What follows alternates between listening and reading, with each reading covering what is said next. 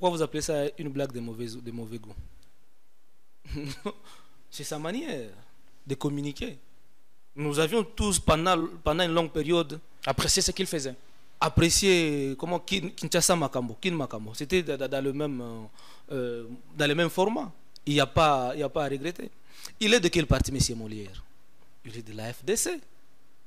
Ça, c'est ce qui s'est dit trop bas. Je ne dirais même pas trop bas à la FDC. Parce qu'il n'y a pas longtemps ici, il y a eu des communiqués de partout, de toutes les fédérations de l'AFDC en province et à Kinshasa.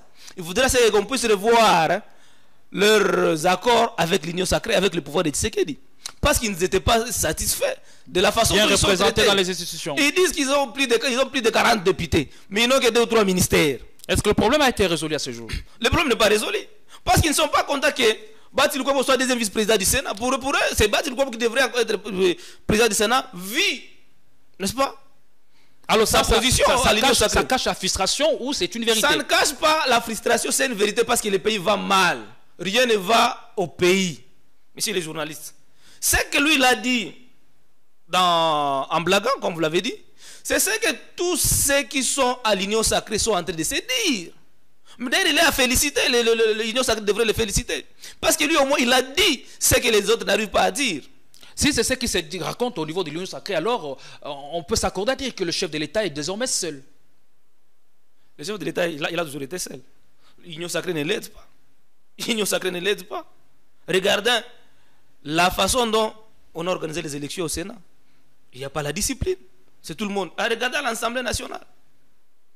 Ce n'est pas aujourd'hui que M. Molière communique de la manière. Pourquoi on ne l'a jamais interpellé? Non. Il devrait être interpellé depuis longtemps. Si au moins ça choquait, ou bien ça choque ce qu'il fait, c'est la façon de la communiquer. Peut-être c'est parce qu'il dit la vérité que les autres à l'Union sacrée n'arrivent pas à dire. Vous êtes un grand journaliste d'investigation. Qu'est-ce qu'il a dans son chantier? Que Babomi Mboka. Mais ça a été déjà dit, parce que Mboka a dit qu'il fallait loter. Le chef de l'État de lui-même disait dans une vidéo qui était devenue aussi virale, Mboka Koufa Ngokala. Tu vois? Mais peut-être actuellement, maintenant, la situation s'empire davantage. On a fait une chute aux enfers. Parce que quand il disait ça, son prédécesseur avait un budget de 4 milliards. Mais aujourd'hui, nous avons un budget de 16 milliards. Mais on n'arrive pas à remonter la pente. C'est ce que nous vivons, c'est ce qui s'est dit à l'Union sacrée. Et ceux qui sont là, à l'Union sacrée, ce sont des gens qui ne sont pas prêts à quitter la table. Tu vois? Ils veulent aller jusqu'à la fin. Mais beaucoup aujourd'hui, après certains moments, vous allez voir comment est-ce que les gens vont commencer à quitter. Il y a une vérité qui lui attire déjà des ennuis au sein de l'Union sacrée. Est-ce que pour autant on devrait en arriver là? L'Union sacrée devait se mettre ensemble. Ou bien soit c'est cette plateforme politique. On devrait mettre fin à ça.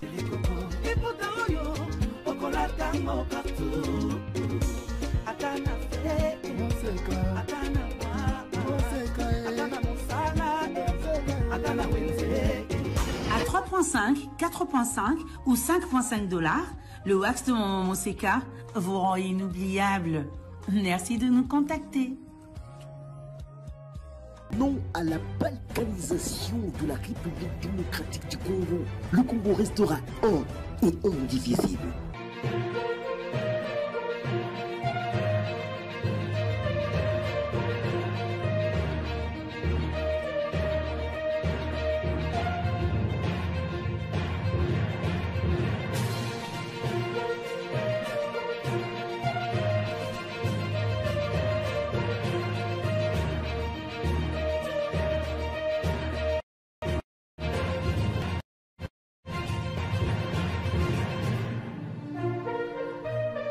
Les réactions contrastées de la classe politique congolaise fusent de partout depuis la proposition d'un dialogue proposé par l'homme de Fadenhouse, Martin Fayoulou Madidi, surnommé le candidat du peuple ou le commandant du peuple.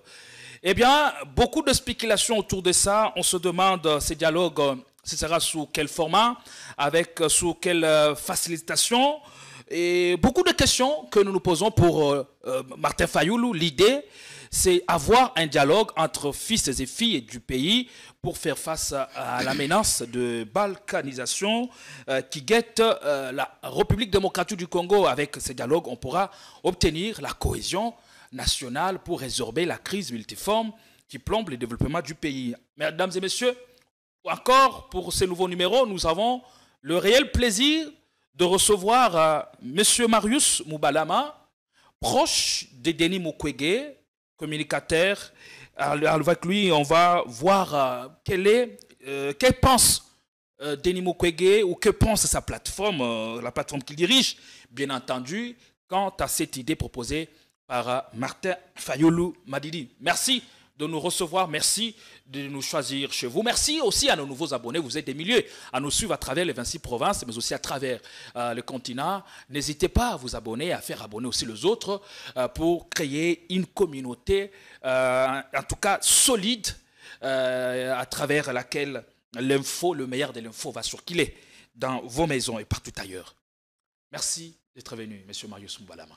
Merci beaucoup, M. Gédéon, de nous avoir invités sur votre plateau. Merci à la population qui est en train de nous suivre à ces nets moments. Sûrement qu'ils attendent de l'information venant de nous. Les meilleures analyses. Et nous allons faire de notre mieux pour rester objectifs.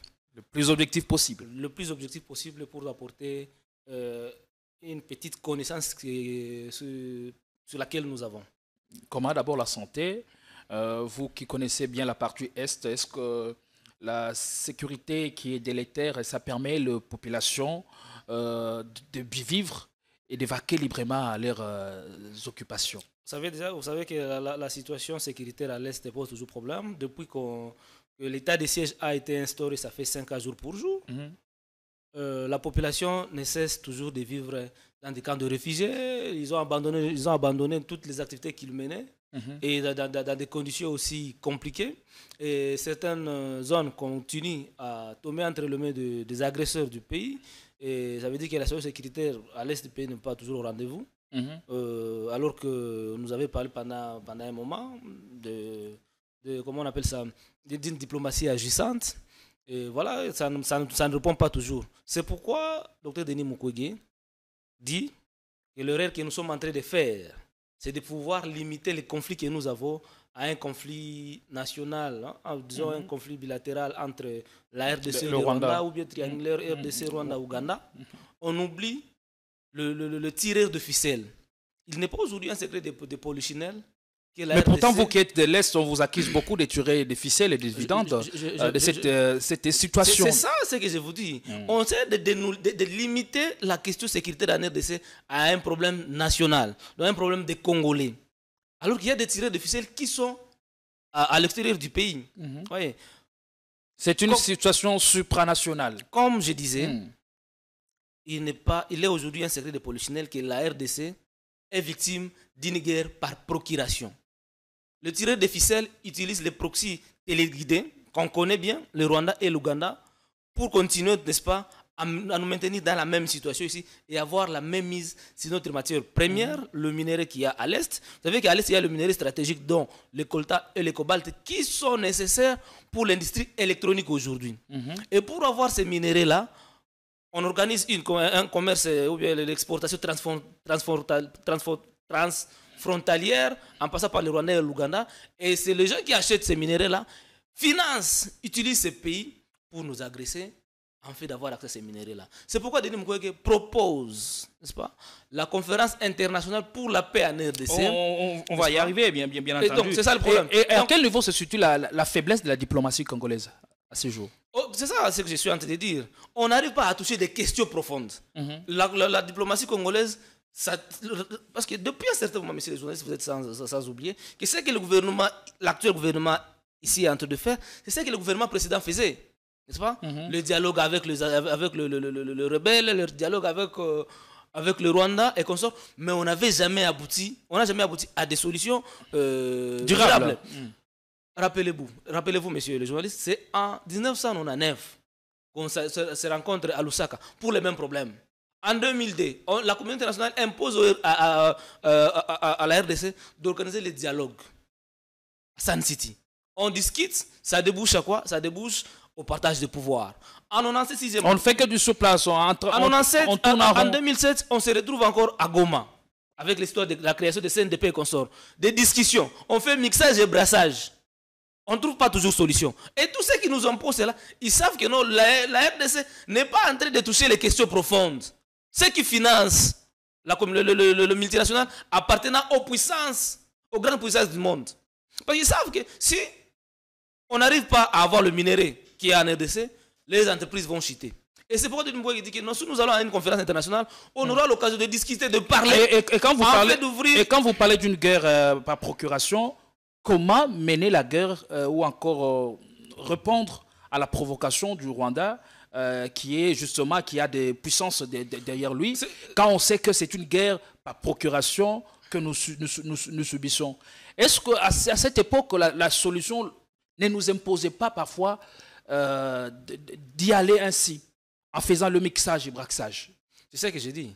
Ceux qui financent, avec la faiblesse de gouvernance au pays, ils savent que notre pays, la corruption est un mode de vie, le clientélisme, l'injustice, le détournement. Vous savez, quand vous êtes une entreprise, aucune entreprise sérieuse au monde aujourd'hui ne peut venir s'installer au Congo. Quand vous venez par exemple investir 10 milliards de dollars par exemple dans le secteur minier, les politiciens qui gouvernent, ils vont vous imposer de donner 10%.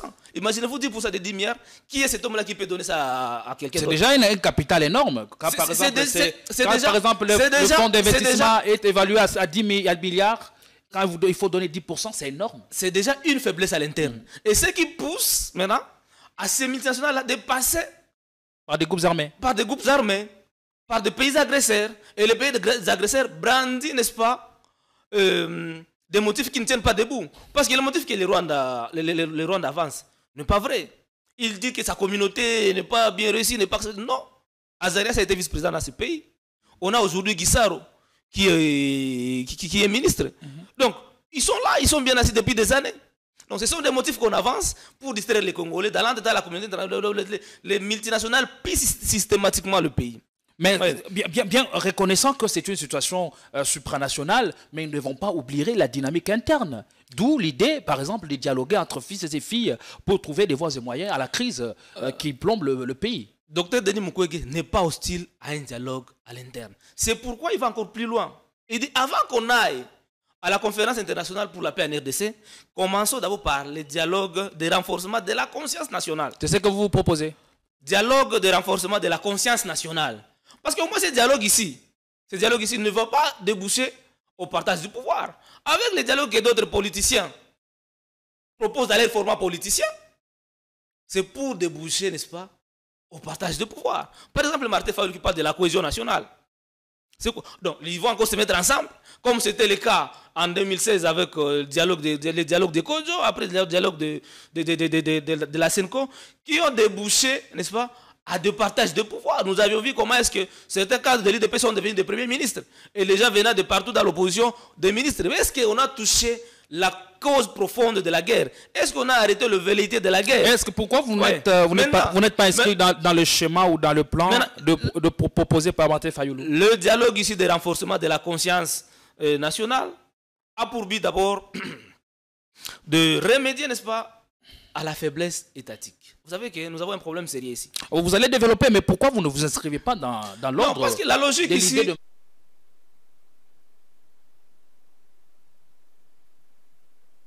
dialogue pour qu'enfin, qui est partage de pouvoir. Même si vous avez suivi M. Devos qui dit que non, ce n'est pas pour le partage de pouvoir, les réformes. Mais l'objectif profond dedans, c'est de partager le pouvoir sans toucher les questions, les causes profondes de la guerre. Denis Mukwege veut aller à la conférence internationale pour la paix en RDC, en fait de rencontrer le grand décideur qui finance et discuter avec eux. Qu'est-ce que vous voulez pour la RDC? Trouver une solution durable. Parce que les motifs que le Rwanda avance toujours de FDLR, pourquoi la communauté internationale ne peut pas aujourd'hui imposer ou obliger au Rwanda d'organiser, n'est-ce pas, le dialogue inter-rwandais, pour que tous les mécontents qui sont dans nos forêts à l'Est, qui par ricochet ne sont pas une fabrication congolaise. Si vous vous rappelez l'histoire, messieurs les journalistes, vous allez vous rappeler qu'en 1994, le gouvernement congolais avait refusé de recevoir les Hutus avec armes et munitions. Mais à travers l'opération turquoise, pilotée par le Minoir, qui était comme la MONUSCO en RDC, ils ont laissé passer, ils ont obligé à notre pays d'accepter les Hutus avec armes et munitions. Le général, je crois, il s'appelait Kabirigi, qui était à l'époque chef d'état-major de l'armée rwandaise, s'est réfugié chez nous avec armes et avec des bataillons et munitions. Et pour mettre fin à ça, il faudra que la communauté internationale encore puisse trouver solution. C'est pourquoi Denis Mukwege avait alerté à son temps de ne pas organiser le départ précipité de la MONUSCO. Parce que si vous laissez le MONUSCO partir, ça va causer un vide. Et quand il y a un vide, c'est la population encore qui va en pâtir. On n'a pas écouté Denis Mukwege. Denis Mukwege a encore dit, non, ne laissez pas les forces de l'AEC entrer sur notre territoire. Sinon, c'est extravertir la sécurité des Congolais. Nous avons notre armée ici qu'on doit soutenir. On n'a pas compris Mukwege. Mais l'EAC est parti. Vous connaissez les conditions par lesquelles l'EAC est parti. Et aujourd'hui, le gouvernement congolais, avec sa diplomatie, soi-disant agissante, cherche à sortir de l'EAC, mais ils n'y arrivent pas. Mais vous êtes d'accord avec moi que l'État a un sérieux problème. L'État ne semble pas exister selon l'avis des plusieurs observateurs. Ouais. Et c'est en étant ensemble, unis, qu'on peut parvenir à trouver des réformes idoines pour que nous ayons quand même un État solide, un État qui se fait respecter et qui s'impose au niveau de la sous-région. Et c'est en étant ensemble, ce n'est pas à travers ce que propose par exemple Martin Fayou, Denis Mukwege. C'est à travers peut-être en étant ensemble, et les hommes forts, les leaders, à travers les dialogues ce qu'ils vont devoir mettre en place. Le dialogue de renforcement de la conscience nationale a pour quel objectif? C'est ça, c'est peut-être qu'il fallait me demander. D'abord, c'est de remédier, n'est-ce pas, à la faiblesse étatique. Ouais. Comme vous l'avez dit. Est-ce que vous ne parlez pas les mêmes langages? Comme vous l'avez... J'ai fini. Il y a un problème sérieux. Il y a aujourd'hui des Congolais aujourd'hui qui vont librement à rejoindre les mouvements rebelles. Ça, c'est inacceptable. C'est inacceptable. Est-ce qu'on s'est déjà posé la question de savoir pourquoi les Congolais peuvent prendre des armes contre leur pays? Ce sont des questions qu'il faut d'abord chercher à trouver solution entre les Congolais. Donc, remédier au problème qu'il y a à l'interne, le problème de corruption, le problème de détournement, l'injustice que nous vivons chaque jour.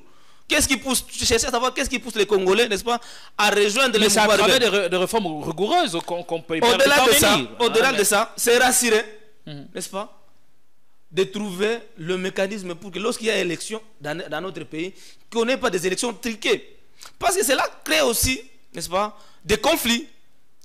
Déjà, il y a déjà un problème de légitimité. Parce que quand vous suivez la manière dont le chef de l'État a traité ses adversaires politiques, vous comprendrez qu'il y a déjà un problème à l'interne. On ne s'entend pas. Et sur ces problèmes-là, Mukwege dit, trouvons d'abord l'attente entre nous. Parce que lorsque nous allons à la conférence internationale, qu'on y est comme Congo et non pas comme opposition et majorité, à l'image, n'est-ce pas, à l'image de nos pères de l'indépendance, qui, en 1954, lorsqu'ils se battaient pour l'indépendance, sûrement qu'à l'intérieur, entre eux, ils étaient déchirés. Ils ne s'attendaient pas. Le mouvement s'était retrouvé en prison. Pourquoi? Parce qu'il était en désaccord avec ses pères. Et quand les Congolais sont partis, ils ont obligé, d'abord avant que nous participions à la conférence à Bruxelles, il faut que Lumumba soit là. Donc ils ont mis à côté, ils ont terre leur divergence. J'ai l'impression ils avaient tué leur divergence et ils ont mis l'intérêt général ensemble. J'ai l'impression que vous parlez le même langage, peut-être les concepts, ou encore le mode. Ce n'est pas le même langage, messieurs les journalistes. Parce que Mukwege n'a pas besoin, n'est-ce pas, de se retrouver au gouvernement. N'est-ce pas? Le gouvernement doit aller jusqu'à la fin. Le pouvoir de Tshisekedi doit aller jusqu'à la fin de son mandat. Et on organise les élections crédibles, dignes, à la grandeur de la RDC, pour avoir un autre président qui va gouverner le pays. Ici, la logique ici, c'est de chercher les conciliables. À l'image de Kabila. Vous voyez, quand Kabila allait vers la fin de son mandat, il a, n'est-ce pas, trouvé le mécanisme pour dépasser encore de 2 ans de son mandat, à travers les dialogues. Contrairement à cet exemple, je sais qu'au début de son mandat, il est conscient de l'urgence. Déjà, j'ai comme l'impression, c'est pas que j'ai l'impression, monsieur le président de la République, il est dans l'impasse. Il est dans l'impasse. Et quand vous voyez même, quand vous suivez ce qui s'est dit aujourd'hui, il y a possibilité, n'est-ce pas, de remanier le gouvernement. Le problème profond des Congolais, on n'arrive pas à y trouver solution. La question sociale, la question sécuritaire, la question économique, tout restait en berne jusqu'à aujourd'hui. Et le fait qu'il soit limité, peut-être il a aussi besoin de rencontrer la classe politique, mais pas pour finalité de partager le pouvoir. C'est là que est Dr Denis Mukwege. Dr Mukwege, son problème, son confort, c'est lorsque la paix sera rétablie sur toute l'étendue de la République démocratique du Congo. Et cela passe par la conférence internationale pour la paix en RDC. Penser autrement, n'est-ce pas, c'est continuer à tourner à rond comme ça a été par le passé. Il faut qu'on fasse comprendre les multinationales qu'ils peuvent venir en bonne et due forme, signer des accords avec le gouvernement congolais et travailler. Et ça crée de l'emploi. C'est le même plan en fait que propose Martin Fayoulou. L'objectif, ce n'est pas le partage des responsabilités ou encore le fait de rejoindre les institutions selon de vos Kitoko. À quel niveau il y a la différence avec votre approche?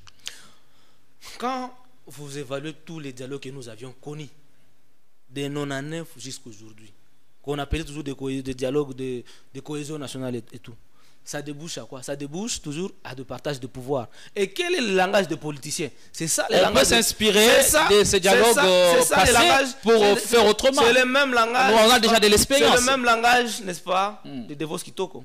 Oh non, il n'y aura pas partage de pouvoir, il n'y aura pas de ceci, il n'y aura pas de cela. Mais au finish, c'est les opposants que vous allez retrouver dans les gouvernements. C'est l'opposant que vous allez voir à la primature et consorts. Ici, le dialogue selon Denis Mukwege, c'est que les Congolais puissent taire d'abord les divergences à l'interne. Martin Fayoulou, Tshisekedi, tout le monde, que le problème à l'interne là soit mis d'abord à côté, qu'on ait la même vision de nos problèmes, qu'on puisse ensemble identifier le même agresseur. Et après, quand on part négocier, on part parler pour le Congo. Et non pas qu'il y ait des divergences entre l'opposition et la majorité. Non, non. C'est là qui se met d'abord ensemble pour l'intérêt général. En fait, d'avoir cette conférence internationale là pour la paix. Pensez-vous qu'il y aurait des opposants qui seraient en train de faire le jeu du pouvoir? Sûrement. Sûrement. Je vais vous dire une chose. Il serait indiqué que le gouvernement congolais aurait, n'est-ce pas, payer des lobbyistes internationaux par rapport aux problèmes que nous avons aujourd'hui, pour mener les lobbying pour le compte de notre pays. Mais c'est décevant. Des lobbying auprès de qui? Auprès des multinationales, n'est-ce pas? Parce qu'ils savent que la réalité, ce n'est pas le Rwanda. La réalité, ce sont des multinationales qui sont financées par le Rwanda en fait de nous agresser. Et pour taire la guerre, il faut persuader les multinationales à ne plus financer les agresseurs, à ne plus financer les troupes armées qui sont au pays. Mais on doit commencer par être logique à l'interne. Et ces gens-là auraient rencontré, n'est-ce pas, certains de l'opposition pour les amener à accepter les dialogues pour le partage avec le pouvoir. Vous voulez parler de Martin Fayoulou? Moi, je ne suis pas ici pour citer les gens. Je n'ai pas cité Martin Fayoulou. Mais la logique est à ce niveau-là. La logique est à ce niveau-là. C'est pour vous dire que non, le dialogue pour la cohésion nationale, ce n'est pas pour répondre, n'est-ce pas, au problème qu'il y a. Le problème profond, c'est le problème de la sécurité. Est-ce que les ténors de cette thèse qu'il faut à dialoguer sont-ils à vos yeux collabos du régime? Je ne saurais pas confirmer cela. Je n'ai pas des éléments pour confirmer cela. Mais le dialogue ici est le souhait du pouvoir. Oui. Ce n'est pas une démarche de l'opposition. Le dialogue ici, c'est le souhait du pouvoir. Parce que le pouvoir est asphyxié, messieurs les journalistes. La manière dont les élections étaient organisées, c'était déjà un problème. Parce que les gens peut-être pensaient qu'il fallait faisons les élections de n'importe quelle manière et après on va gouverner le pays. La façon dont le gouvernement était constitué, ça posait problème. Alors si les élections étaient mal organisées, alors encore ces dialogues qui étant annoncés dans les salons politiques vont encore se pesant d'or. Et il y a nécessité c'est pourquoi l'on puisse mettre fin à cette crise de légitimité. C'est dans les dialogues de renforcement de la conscience nationale que propose Denis Mukwege, veut que toutes ces questions-là soient soulevées. Qu'on puisse trouver les mécanismes pour que demain quand il y aura élection, qu'on ne puisse pas avoir des élections triquées. Parce que c'est la source aussi des grognes des Congolais. Quelqu'un qui a gagné sur terrain, n'est-ce pas? Ce n'est pas lui qui est proclamé, mais c'est quelqu'un d'autre qui n'a même pas eu peut-être le 1/10 de celui qui a échoué. Et un monsieur comme ça, quel sera son comportement? Allez, ouais. Merci donc, beaucoup. Le problème est à ce niveau-là. Merci beaucoup. On va prendre l'actualité. Puis on va revenir sur vous au sein de l'Union Sacrée. Voilà, la plateforme s'effrite au jour le jour. Qu'est-ce qui se passe au niveau de cette Union Sacrée? Un des membres de cette coalition pouvoir est en train d'être poussé à la sortie parce que des voix s'élèvent pour qu'il soit radié. Je parle de l'ancien député Papa Molière, Léon Lemba-Lemba. Et bien, sa sale blague, et dont la vidéo fait désormais le tour du web, une vidéo qui est devenue virale sur les réseaux sociaux, risque de lui coûter cher. Allez, on va prendre ceci, on revient après. Chilombo, talandenge obumboka, hop, aya, bien là-bas. Chilombo, talandenge obumboka, et là, Chilombo, talandenge obumboka.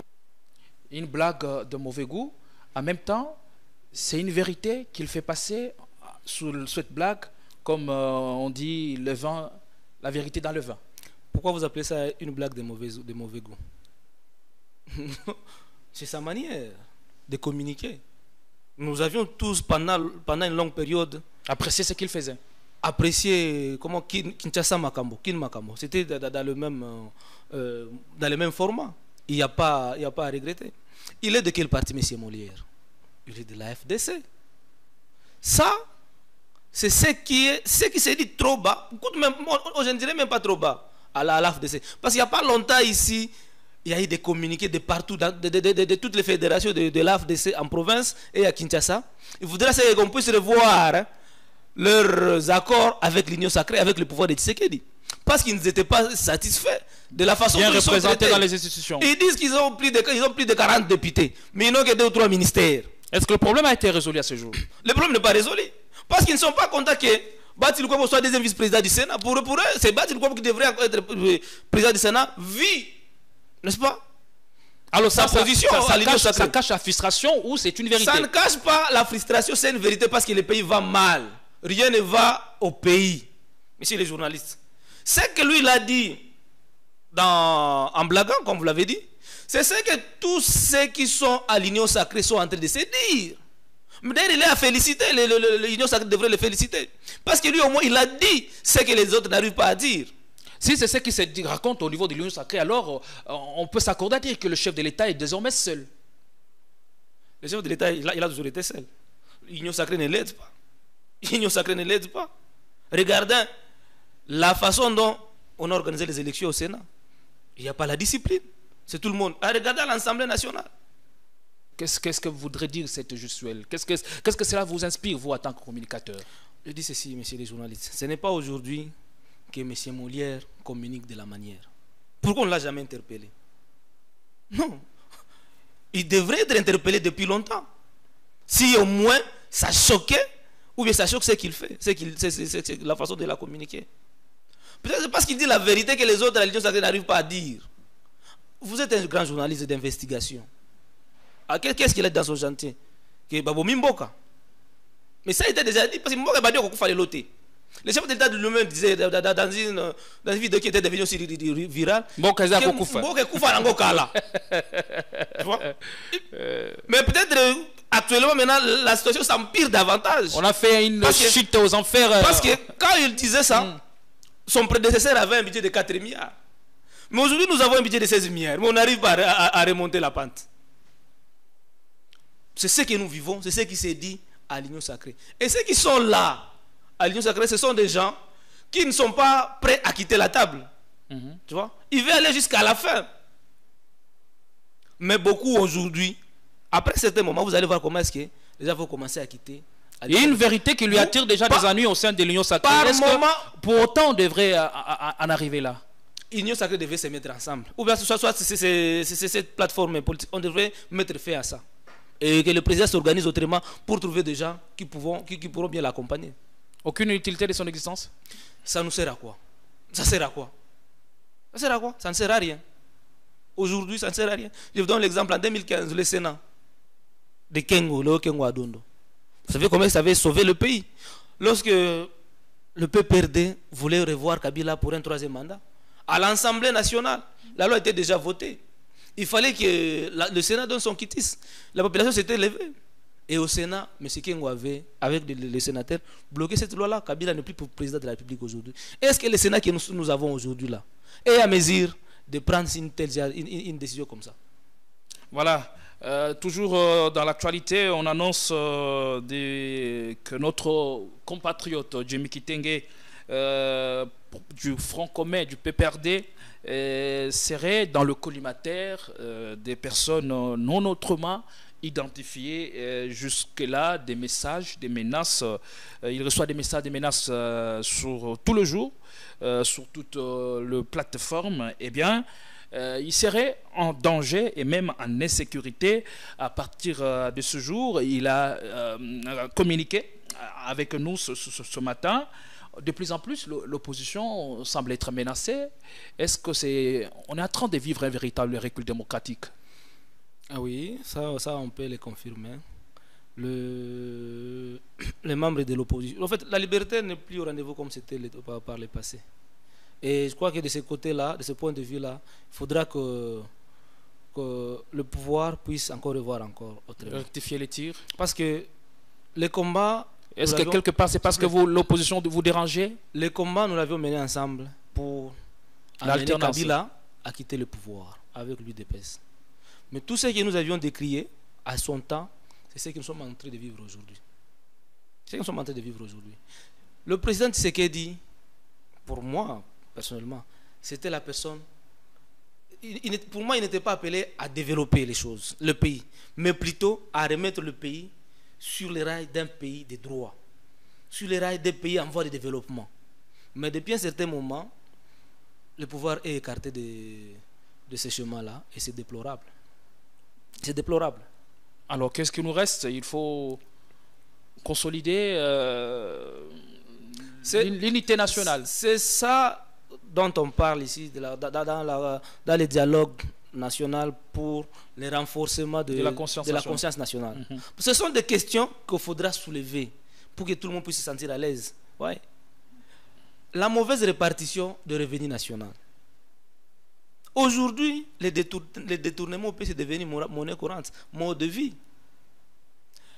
Une petite frange de Congolais s'accapare d'une grande partie de revenus, à tel point que ça crée des inégalités dont on ne peut pas expliquer ici. Et ces problèmes-là, on doit les mettre sur table, discuter sur ça, en fait que tous les Congolais sont au même niveau. Après, nous allons à la conférence internationale pour la paix en RDC. Proposée par la conférence internationale pour la paix en RDC. Et pourquoi internationale? Pourquoi international? Parce qu'il nous faut une solution mondiale par rapport aux problèmes que nous avons. D'abord, peut-être pour vous rafraîchir la mémoire, en 2010, Denis Mukwege décrocha la résolution 1502. Cette résolution-là interdit l'exploitation et la commercialisation de matières premières venant des zones de conflit, particulièrement en RDC. Cette résolution-là existe. Qu'est-ce que la RDC a fait pour coincer ce qui nous menace? Parce que c'est la communauté internationale qui a interdit l'exploitation. C'est un instrument juridique sur lequel on pouvait s'appesantir. Mais le gouvernement n'a fait rien. Même le docteur Mukwege a eu plusieurs résolutions dans ce qu'on appelle Agenda Femmes, Paix et Sécurité des Nations Unies. Les résolutions existent. Mais la diplomatie agitante de la RDC ne s'en servait pas. Denis Mukwege, il est le seul Congolais aujourd'hui qui porte plus haut le rapport Mapping. Et le rapport Mapping énumère tous les détails. Tous les crimes commis cite nommément des acteurs étatiques, moraux et de personnes. Les rapports existent. Denis Mukwege fait de bruit partout. Mais il fait en tant qu'acteur de la société civile. Il est accompagné par le gouvernement de son pays. C'est ça. Est-ce que vous avez déjà entendu parler de ça? C'est récemment ici, lors de la célébration de Génocoste, que j'ai suivi son Excellence Madame la Première Ministre évoquer cette question-là. Sur la possibilité de mettre en place le tribunal pénal international pour la RDC. Or, cela a pour son basement ce rapport Mapping-là. Et ce rapport Mapping-là, ce n'est pas les Congolais qui ont fait ça. C'est l'ONU, ce sont les experts de l'ONU. Pour dire que l'ONU aussi nous accompagne d'une manière ou d'une autre. Les preuves sont là. Mais docteur Denis Mukwege, il est très avancé alors à la matière. Le gouvernement, il a intérêt de rapprocher les deux fils pour que le docteur Mukwege puisse donner des pistes de solutions, puisse donner des stratégies pour que ce tribunal pénal international soit une réalité. Et vous allez voir que si on commençait, n'est-ce pas, à condamner, à juger et condamner tous ceux qui ont participé dans la crise congolaise, les gens qui soutiennent le multinational, là, ils vont réfléchir plusieurs fois. Et ils vont arrêter les soutiens. À l'image du Rwanda, par exemple. En 1994, il y a eu génocide. Parce qu'il y a ici, je ne sais plus comment juger ça, parce que même la communauté internationale n'arrive même pas à proclamer ça comme un génocide. Tous ceux qui ont participé dans les génocides au Rwanda, on avait établi le tribunal pénal international pour le Rwanda à Arusha. Et tous ces mondes-là, ils sont aujourd'hui arrêtés à perpétuité. Il n'y a pas plus longtemps que l'année passée, il y a un Hutu de 75 ans qu'on a arrêté toujours pour pas le même tribunal. 30 ans après, en France, il a été jugé et condamné et jeté en prison. Pourquoi nous, 30 ans après, il n'y a rien qui n'est fait au pays? Et cette diplomatie-là, c'est le gouvernement congolais qui devrait mener ça. Avez-vous déjà entendu le gouvernement congolais parler de cette question-là? On ne s'en préoccupe pas? Non, ça ne fait pas de souci. Pourquoi? Parce que les mêmes personnes qui sont citées dans ces rapports mapping-là, beaucoup sont aujourd'hui les sujets des chefs de l'État. Alors, ils sont à l'union sacrée. On réalise clairement que des divergences persistent parce que s'il faut prendre les leaders importants, les leaders majeurs de la classe politique congolaise, Moïse Katumbi, Joseph Kabila, Martin Fayoulou, chacun d'eux, et même Martin Mukwege, chacun d'eux, a sa propre recette.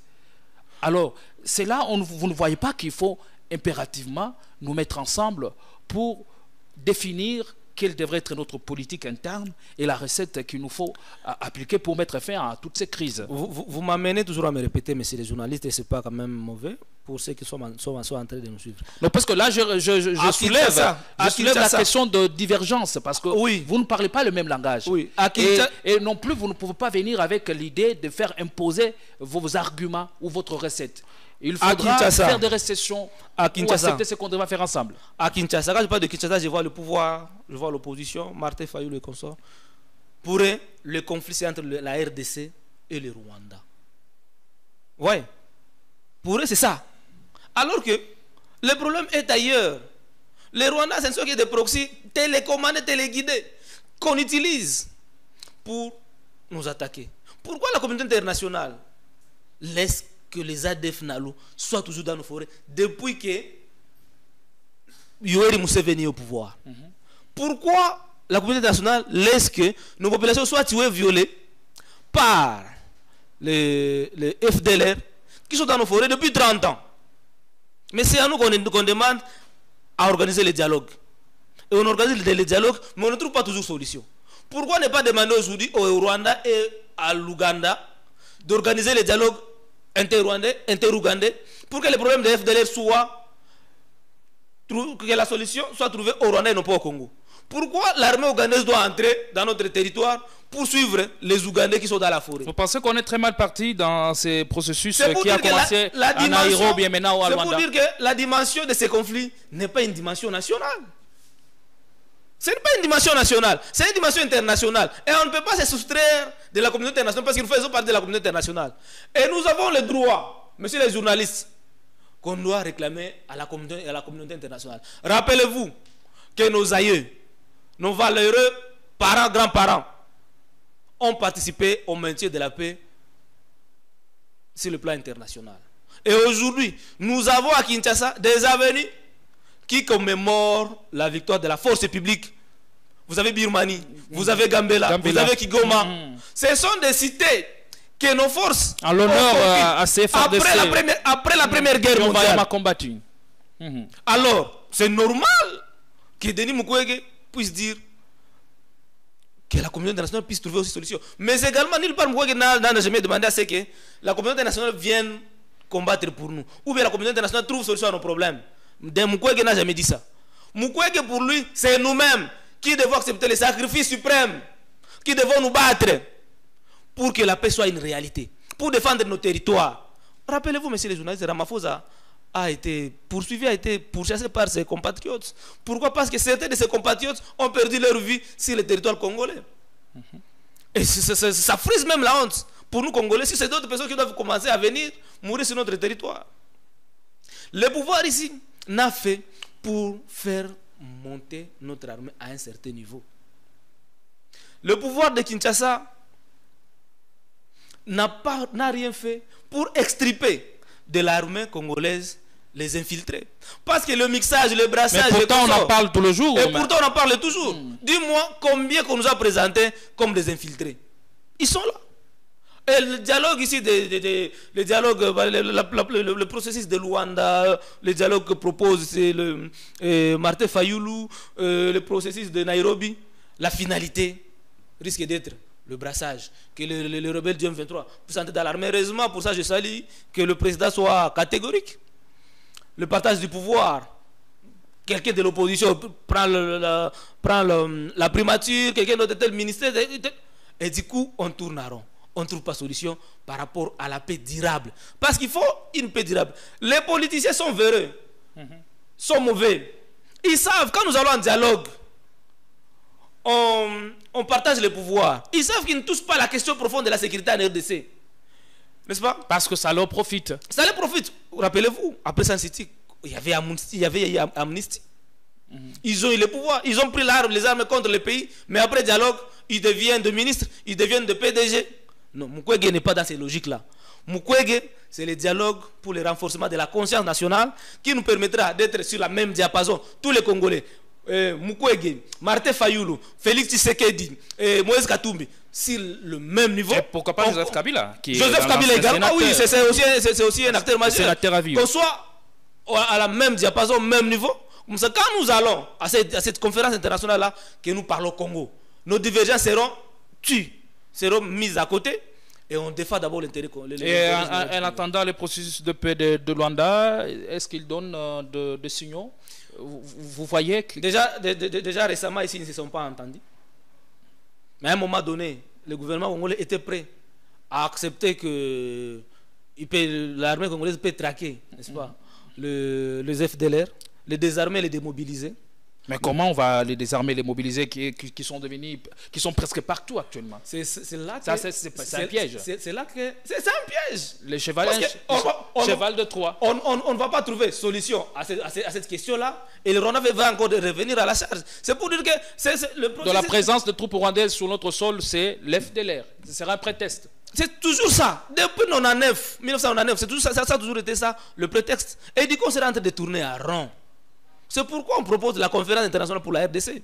Ouais. Et c'est pourquoi moi je me suis toujours demandé, monsieur les journalistes, quand nous envoyons des experts congolais aux négociations avec le Rwanda, qui sont les Congolais qu'on envoie? Parce que quand vous regardez les experts rwandais... Ça, c'est une question capitale.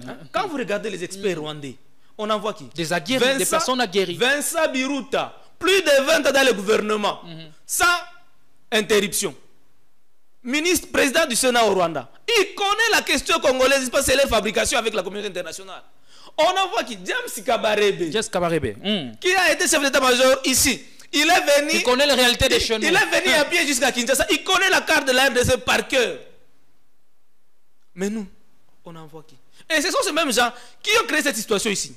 Comme je vous ai dit ici précédemment, ils ont tout fait pour renvoyer les FDLR, à la dernière tripartite, la RDC était représentée par sa ministre des Affaires étrangères.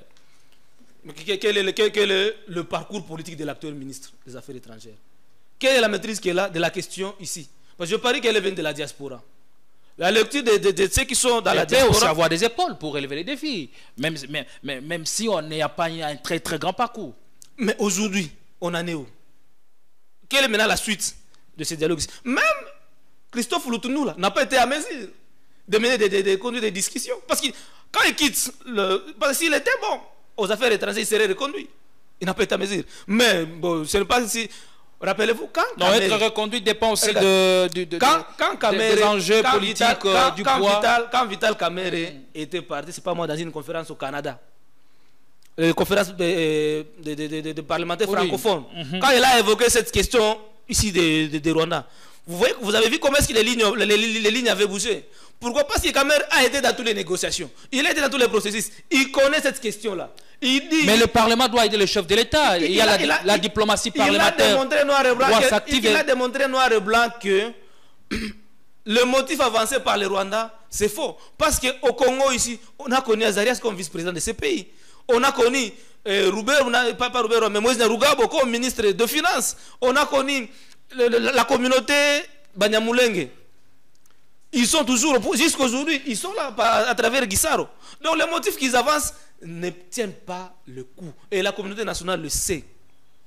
Mais pour avoir nos matières premières à vil prix, sans respecter les normes et les traditions qu'il faut, ils préfèrent financer les guerres à l'Est. Parce qu'au-delà des Rwandais et de l'Ouganda, il y a des groupes armés non contrôlés qui gèrent. Et on exporte toujours à travers les deux pays-là. Donc, il faut qu'on touche les questions profondes. Et c'est pourquoi Denis Mukwege mène aujourd'hui un marathon diplomatique partout dans le monde. Vous êtes sans ignorer que la cité de Panzi est aujourd'hui très convoitée, très visitée par les diplomates internationaux. Ils vont vers Mukwege pour avoir les pistes de solutions par rapport aux problèmes que nous avons. On le voit très proche de la communauté internationale partout à travers le monde. On lui ouvre de portes, on déroule pour lui les tapis rouges. Est-ce qu'il ne serait pas une carte pour la communauté internationale où on a confiance à son leadership? C'est pour la cause du Congo. C'est pour son leadership. Il est crédible, n'est-ce pas? Le travail qu'il a. C'est pourquoi, monsieur le journaliste, il faut faire bien votre travail. Quand vous faites bien votre travail, vous n'aurez pas besoin de carnet d'adresse. Le carnet d'adresse va se créer seul. L'hôpital de Panzi a été créé en 1999. Il a créé son hôpital comme gynécologue. La renommée est venue bien après. La renommée, comme vous dites, est venue bien après. C'est après que Mukwege était en train de vous recevoir des gens, des conflits, des gens avec l'atrocité des viols inhumains. C'est quand Mukwege s'est spécialisé dans la gynécologie réparatrice. Et c'est en fonction de son travail-là que ça a commencé à gêner Mukwege. C'est-à-dire qu'il a commencé à porter la voix. Et vous savez, la conviction de Mukwege vient d'où? Je vous donne une anecdote. Mukwege reçoit à l'hôpital de Panzi une fille qu'on appelle Sarah. Cette fille-là vient dans un état déchiqueté comme vous n'avez pas possible. Sa famille massacrée, son papa, sa mère et ses frères massacrés. On prend la fille, on l'amène à forêt. Et on la violente. Comment est-ce qu'on faisait? On prenait la fille, on la ligotait sur l'arbre. Et on organisait des viols collectifs sur la fille chaque jour. Et après, c'est la fondation Panzi qui la récupère. Et quand la fille arrive à Panzi, elle n'arrivait plus à retenir ses urines. Elle n'arrivait plus à retenir. J'ai fini, il faut le comprendre. Elle n'arrivait plus à retenir ses selles. Elle a été soignée. Et la fille s'était battue pour avoir la vie. Et la fille a été guérie. Et c'est pourquoi Mukwege s'est dit, si cette fille, cet enfant Sarah, s'est battue pour la vie, s'est battue, et cette vie-là, elle l'a recouvrée. Pourquoi nous aussi? Parce qu'aujourd'hui, le Congo est dans la même posture. Déchiré dans tous les sens. Et dit, nous aussi, à l'image de Sarah, nous aussi, on ne va pas baisser les bras. Alors, la fondation Panzi on ne va pas baisser les bras. Est financée par qui? Tous ces moyens se lèguent pour fonctionner. Est-ce que c'est... Aujourd'hui, vous ne devez pas à vos partenaires qui sont au-delà des frontières nationales? Je vous dis ici que... Qui peuvent vous demander tout ce qu'ils veulent. S'il vous plaît. Vous dicter la ligne de conduite. Je vous dis ici, monsieur le journaliste, que le prix que Mukwege est en train d'obtenir partout dans le monde, c'est le fruit de son travail. Il a été connu par son travail. Et Mukwege avait dit, je vais arriver à votre question, à son temps, que tout ce que j'aurais compris, je ne vais pas le manger avec ma famille. Je vais l'investir dans le travail que je fais pour les Congolais. C'est ainsi. Le fonds qui accompagne le prix Nobel, ce n'est pas beaucoup. Je crois que c'est 4 500 000 $, 450 000 $. C'est cet argent qui est venu acheter la parcelle, n'est-ce pas, sur l'avenue Forêt à ma campagne, où la fondation, l'hôpital de la fondation Panzi est établi. Et cette fondation-là a soigné toutes les femmes qui ont été victimes de viols dans les conflits de Mobondo, dans les Maïnombe et le Kwilu. La fondation Panzi est allée souvenir, assister aussi les victimes de Kamwena Nsapu. C'est pour dire que le financement de Mukwege vient de son travail. Tu vois? Il mène un travail, il gagne un prix, il réinvestit dans le travail qu'il fait. Ouais.